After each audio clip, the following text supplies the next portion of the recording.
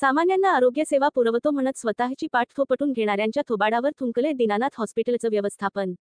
आणि या अशा दीनानाथ हॉस्पिटलला सुमारे 20 कोटी रुपयांची जागा शासनाने फुकट दिलेली. पुण्यातील प्रसिद्ध असलेल्या दीनानाथ हॉस्पिटलमध्ये नव्या किंवा जुन्या इमारतीत प्रवेश करताच तुम्हाला एक दर्प येतो, प्रचंड माजाचा दर्प.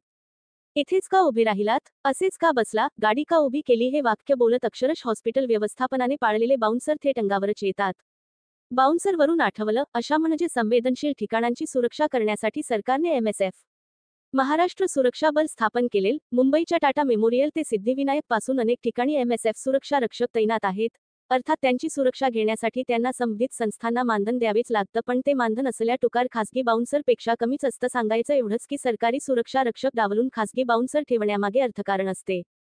असो, या हॉस्पिटल कॅन्टीनवाल्याचा माज बघून तर एकेकाचे थोबाड बोटाने फोडावसा आहे. म्हणजे इथे येणारा एखादा पेशंट किंवा त्यांचा नातेवाईक हा मंगेशकर कुटुंबा एवढा गडगंज असल्याचा समज संपूर्ण स्टाफचा समज असावा असाच आहे. पण असा समज करून घेताना ते सगळेजण विसरून जातात की हे हॉस्पिटल सरकारच्या भिकेवर चालणारं हॉस्पिटल आहे. कॅन्टीनमध्ये स्वतःची भाकरी खाऊन दाखवा, तोंडचा घास काढून घेतील भिकारचोट चाले. हा अतिशय वाईट अनुभव आल्याचा सांगत आणि तीव्र संताप व्यक्त करत एकजण दीनानाथ हॉस्पिटलच्या व्यवस्थापनाला अक्षरशः शिव्यांची लाखोळी वाहत होता. पण परवा घडलेली घटना या हॉस्पिटलचा माज अधिक ठळकपणे अधोरेखित करणारा होती.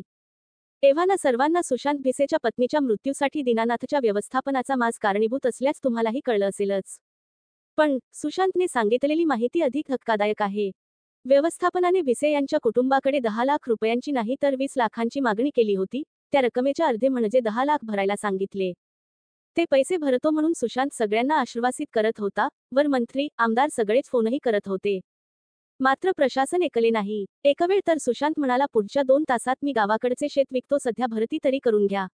आमच्याकडे आहेत ते 2 ते 3 लाख पण देतो.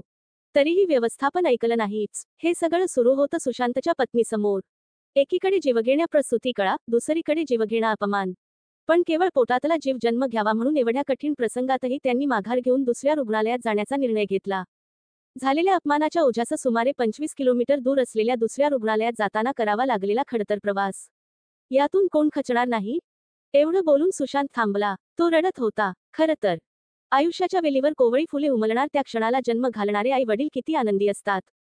मात्र या आनंदावर मस्तवाल विकृतीने पाणी फेरलं होतं. उशीर झाला होता, एवढा उशीर की नुकत्याच उमललेल्या 2 कळ्या आपल्या आईच्या सावलीला कायमचे मुकल्या. आता त्यांना सावली विना वाढावं लागणार. आईच्या सावली विना. या दोघींची, सुशांत आणि मोनाली यांना जुळ्या मुली झाल्या, जबाबदारी कोण घेणार? सांगता का रे मंगेशकर हॉस्पिटलच्या व्यापाऱ्यांनो? खरं तर ही घटना देखील लोक लवकरच विसरतील. पण एक प्रश्न कायम राहणार आहे. तो म्हणजे घडलेल्या घटनेला केवळ दीनानाथ हॉस्पिटलचा मुजोर स्टाफच जबाबदार होता की धर्मदाय चॅरिटेबल ट्रस्ट या गोंडस नावाखाली सामान्यांना ATM समजून त्यांची लूट करणाऱ्यांना कायम पाठीशी घालणाऱ्या यंत्रणा देखील? गोविंद वाकडे यांच्या फेसबुक वॉलवरून